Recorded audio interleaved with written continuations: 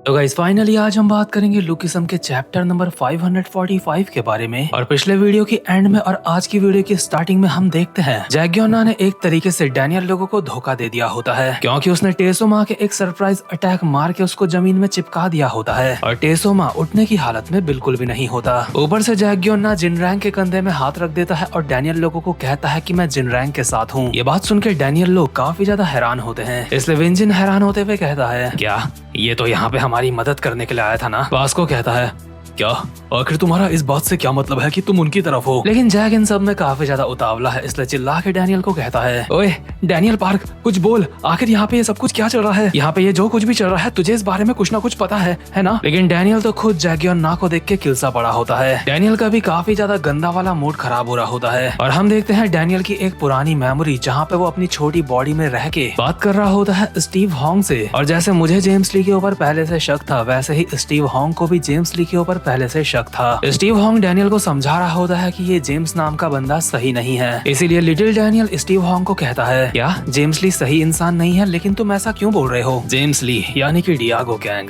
Charles की मौत के बाद से वो काफी ज्यादा शांत हो चुका है, लेकिन साथ ही साथ में उसकी रिसेंट एक्टिविटीज काफी ज्यादा बढ़ चुकी हैं। हाँ, लेकिन इतनी सी बातों से जेम्स ली हरामी कैसे हो सकता है। अबे गधे, मेरी बात पूरी सुन। तुझे क्या लगता है चार्ल्स के जाने के बाद उसकी पूरी दौलत का क्या हुआ होगा। ऑफ कोर्स चार्ल्स की सारी दौलत उसकी बेटी को मिली होगी। गलत जवाब, ऐसा बिल्कुल भी नहीं है।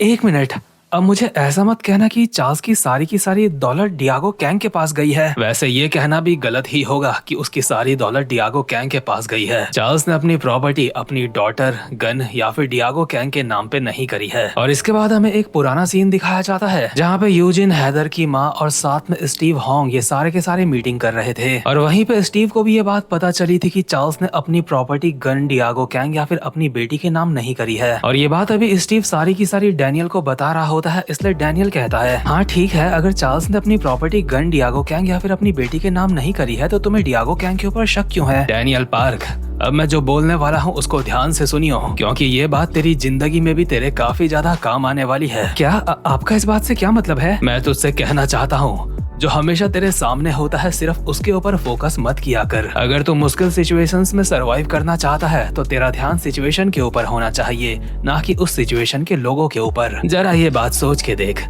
चार्ल्स चोई के जाने के बाद सबसे ज्यादा फायदा किसको हुआ होगा। ऑब्वियसली सबसे ज्यादा फायदा डियागो कैंग को हुआ होगा। लेकिन कैसे, अगर उसे चार्ल्स की प्रॉपर्टी नहीं मिली है तो सबसे ज्यादा फायदा उसे कैसे हुआ। क्योंकि चार्ल्स चोई उसको कंट्रोल किया करता था और चार्ल्स के जाने के बाद जेम्स को कंट्रोल करने वाला अब कोई नहीं है। लेकिन जैसा सीन डियागो कैंग के साथ है वैसा सीन सभी उन लोगों के साथ नहीं है जो चार्ल्स चोई के साथ इन्वॉल्व थे। चार्ल्स चोई के साथ इन्वॉल्व जो बाकी के लोग थे उन्हें किसी न किसी तरीके से नुकसान पहुंचा है। और रिसेंटली मुझे खबर मिली है कि चार्ल्स चोई की सारी दौलत एक फाउंडेशन में ट्रांसफर करी गई है। क्या चार्ल्स चोई की सारी दौलत किसी फाउंडेशन में भेजी गई है। बच्चे, अभी हैरान होने में तू काफी जल्दी कर रहा है, अभी बात बाकी है मेरी। अब तुझे ये भी बता देता हूँ, जिस फाउंडेशन में चार्ल्स की दौलत गई है डियागो कैंग वहाँ का बोर्ड मेंबर है। वो सारा पैसा फाउंडेशन में जाने की वजह से वो पैसा किसी एक इंसान का नहीं है, लेकिन अल्टीमेटली इससे फायदा तो डियागो कैंग का ही हुआ है। भले ही डियागो कैंग सीधे तरीके से वो पैसा खुद के ऊपर खर्च नहीं कर सकता, लेकिन पैसा तो उसी को मिला है वो। हाँ,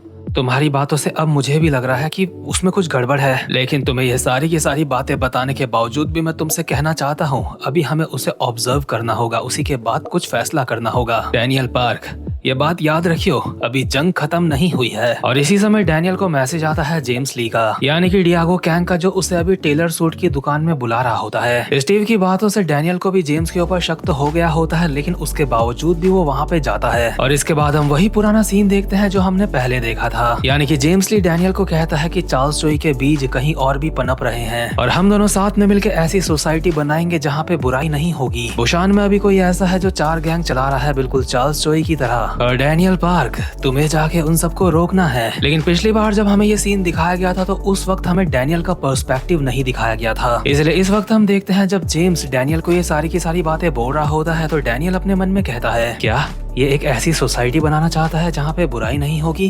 क्या मैं इसके ऊपर सच में यकीन कर सकता हूँ? जेम्स डैनियल को ये भी कहता है कि तू मेरे अंडर में रह के काम कर, हम दोनों साथ में मिलके कुछ भी हासिल कर सकते हैं। हालांकि डैनियल उसके अंडर में रह के काम करने से साफ मना कर देता है, बट कहता है कि मैं बुशान जाऊंगा और वहाँ पे जो चल रहा है उसको रोकूंगा। लेकिन साथ ही साथ में डैनियल अपने मन में कहता है ये चाहता है मैं इसके लिए काम करूँ, लेकिन प्रैक्टिकली ये मुझे कह रहा है कि ये मुझे इस्तेमाल करना चाहता है अपने लिए। और जेम्स जब डैनियल को जिनरैंग की फोटो भेजता है ये कह के कि बुशान में ये बंदा कुछ गड़बड़ कर रहा है, तो डैनियल वो फोटो देख के काफी ज्यादा हैरान हो जाता है, क्योंकि उस बंदे को डैनियल ने जेल में भी देखा था। इसलिए अभी के लिए डैनियल डिसाइड करता है कि वो जेम्स ली की मदद करने की बस एक्टिंग करेगा, क्योंकि अगर डैनियल जेम्स ली को वहां जाने से मना कर भी देता है तो जेम्स ली किसी और को भी वहां पे भेज सकता है। इसलिए डैनियल खुद बुशान जाने का फैसला करता है और सोचता है कि उसे जिनरैंग से बात करनी है और जो जेम्स का जो भी घटिया प्लान है उसको बर्बाद करना है। और ऑब्वियसली डैनियल को ये बात अच्छी तरीके से पता होती है कि अगर वो बुशान जाएगा तो वहाँ पे पंगे तो जरूर होंगे। इसलिए इसके अगले सीन में डैनियल जाता है टेसोमा और गोंगशॉप जी के पास, जो कि साथ में बैठ के चिकन वगैरह फाड़ रहे होते हैं। वैसे ये लोग चिकन तो नहीं खा रहे हैं, लेकिन पता नहीं ये जानवर कौन से जानवर को खा रहा है। डैनियल इन दोनों को बताता है कि जेम्स ली ने डैनियल को बुशान जाने के लिए बोला है ताकि डैनियल वहाँ पे जाके जिनरैंग का जो भी प्लान है उसको फेल कर सके। लेकिन डैनियल को जेम्स ली के ऊपर बिल्कुल भी यकीन नहीं है, इसलिए डैनियल चाहता है कि पहले वो जिनरैंग से जाके बात करे और उसकी साइड की स्टोरी सुने। ये सारी बातें सुन के टेसोमा कहता है हाँ, लेकिन अगर तू उससे बात भी करना चाहता है तो तुझे फाइट तो उससे करनी ही होगी। हाँ, मैं ये बात जानता हूँ,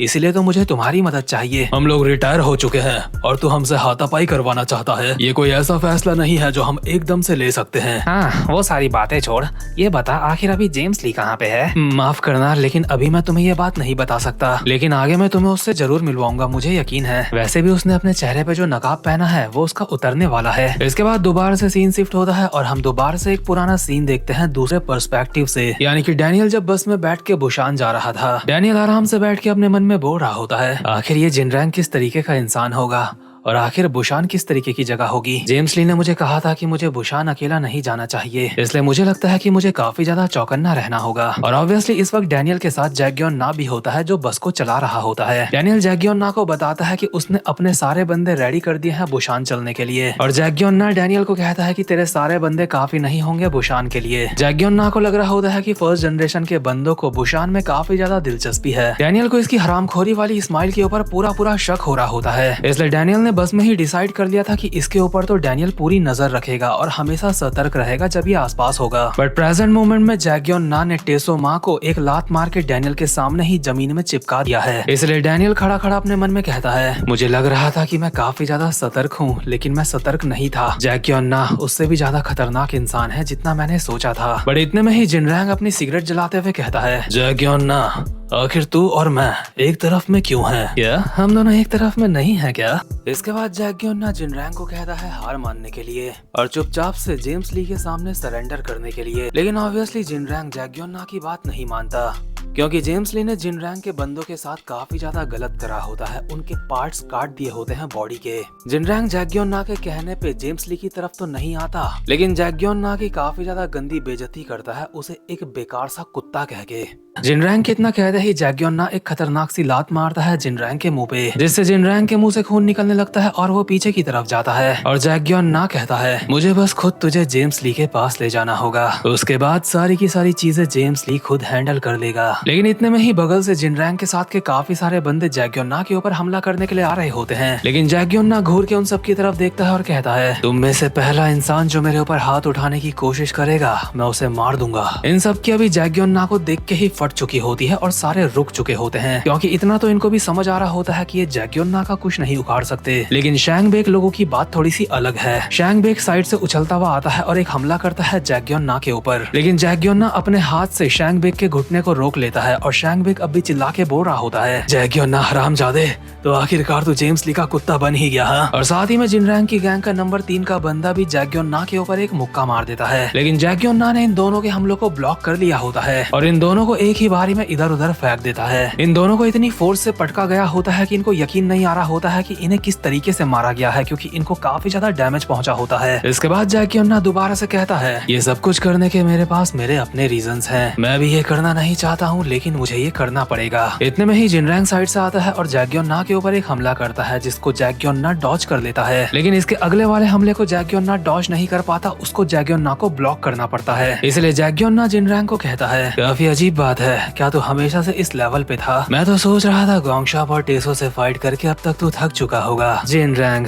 ऐसी थकी हुई हालत में तू मुझे नहीं हरा सकता। इसके बाद सीन शिफ्ट होता है और हम देखते हैं गीटे किम को, जो कि जेम्स ली को कहता है, किंग ऑफ एंचियन, किंग ऑफ बुशान को तेरे पास लेके आने वाला है क्या? किंग ऑफ एंचियन ऐसा कर पाएगा? वैसे भी किंग ऑफ बुशान तुझसे काफी ज्यादा नफरत करता है। किंग ऑफ एंचियन को ऐसा करना ही पड़ेगा, क्योंकि उसको मैंने ऐसा कहा है। उसे कम से कम जिनरैंग को मेरे पास लेके आना ही होगा। किंग ऑफ एंचियन उसे तेरे पास लेके आएगा। तेरी बातों से तो ऐसा लग रहा है जैसे किंग ऑफ एंचियन उससे ज्यादा ताकतवर है। हाँ, वेल, मैंने किंग ऑफ बुशान से अब तक फाइट नहीं करी है, इसलिए मैं नहीं कह सकता, लेकिन किंग ऑफ एंचियन ताकतवर है, ये बात तू कह रहा है। हाँ, ये बात तो पक्की है, वो बंदा ताकतवर है। चियोनलियांग में एक वही बंदा था जिसने मुझे उस वक्त हैरान करा था। जैक्योन ना के पास एक खास तरीके का हथियार है। वो बंदा अपनी लातों से अपने दुश्मन के ऊपर हमला करता है और वो लाते बेस्ड होती है टैक्योन फाइटिंग स्टाइल के ऊपर। इसके बाद हम वापस से प्रेजेंट मोमेंट में आते हैं, जहाँ पे जैक्योन ना यही लाते जिनरैंग के ऊपर बजा रहा होता है और जिनरैंग की ये लाते काफी बढ़िया करके पड़ भी रही होती हैं। जिनरैंग क्योंकि पिट रहा होता है, इसलिए वो गैब्रियोंग किम वाले फाइटिंग स्टाइल में आ चुका होता है। लेकिन जैक्योन ना एक नंबर का हरामी इंसान है, वो जिनरैंग को बिल्कुल भी मौका नहीं देना चाहता। इससे पहले कि जिनरैंग फाइट करने के लिए ठीक से तैयार हो पाए, जैक्योन ना दोबारा से हमले कर देता है जिनरैंग के ऊपर और कहता है, नहीं, मैं तुझे ये नहीं करने दूंगा। वैसे भी तेरे पास स्टेमिना नहीं बचा है। मुझे अच्छी तरीके से पता है इस फाइटिंग इंस्टांस को यूज करने के लिए काफी ज्यादा पावर की जरूरत होती है, और थोड़ी भी पावर जनरेट करने के लिए मैं तुझे थोड़ा भी मौका नहीं देने वाला। इसी के साथ जैक्योन ना एक फिनिशिंग अटैक मारता है उछल के जिनरैंग के ऊपर, जो कि जिनरैंग के पड़ गया तो उसे काफी ज्यादा डैमेज पहुंच सकता है। लेकिन अचानक से ही जिनरैंग के सामने आ जाता है डैनियल और जैक्योन ना के अटैक को ब्लॉक कर लेता है। वैसे इस हमले को ब्लॉक करना किसी के लिए भी काफी ज्यादा मुश्किल हो सकता था, इसलिए जैक्योन ना कहता है, कमाल है, ये किक मैंने काफी ज्यादा बढ़िया करके मारी थी, लेकिन इसके बावजूद भी तू इसको ब्लॉक करने में कामयाब हुआ डैनियल पार्क। डैनियल कहता है, मैंने अपना मन बना लिया है, अब मैं बुशान की साइड लूंगा। मुझे नहीं पता कि जेम्स ली क्या प्लान कर रहा है, लेकिन मैं उसके प्लान के हिसाब से चीजों को नहीं चलने दूंगा, और ऊपर से तू ही वो है जिसने हमें धोखा दिया है। ठीक है, मैं तेरी बात समझ चुका हूँ डैनियल पार्क, लेकिन तू ये बता, मुझे यहाँ पे रोकने कौन वाला है? 3-4 बंदे पहले से ही जमीन में लेटे हुए पड़े हैं। जिनरैंग पूरा थक चुका है, हालांकि वो इस चीज को छुपाने की कोशिश कर रहा है, लेकिन मुझे पता है वो थक चुका है, और उसके अलावा यहाँ पे सिर्फ तू बचता है। तू क्या मुझे अकेले रोकने की कोशिश करने वाला है? इतने में ही वास्को चल के आता है और एक घुटना मारता है जैक्योन ना के मुंह पे और कहता है, वो अकेला नहीं है। जैक्योन ना जैसे ही वापसी में एक लात मारता है वास्को के, उससे पहले जैक एक मुक्का मार देता है जैक्योन ना के ऊपर, लेकिन जैक्योन ना उस मुक्के को पकड़ लेता है। भले ही जैक्योन ना इन दोनों हमलों से बच चुका होता है, लेकिन ये दोनों हमले काफी ज्यादा खतरनाक होते हैं, ये बात उसे पता चल चुकी होती है। इतने में ही विंजिन उसकी हड्डियां पकड़ के उसको जमीन में पटक देता है और डैनियल जैक्योन ना को कहता है, मिस्टर जैक्योन ना, तेरी गलती ये है कि तूने सेकंड जनरेशन को काफी ज्यादा कम समझ लिया, क्योंकि ये सेकंड जनरेशन ही तुझे यहाँ पे रोकने वाली है। जैक्योन ना वापस से अपनी जगह पे उठ चुका होता है और उसने जेम्स ली को कॉल भी मिला दिया होता है और कहता है, ओए,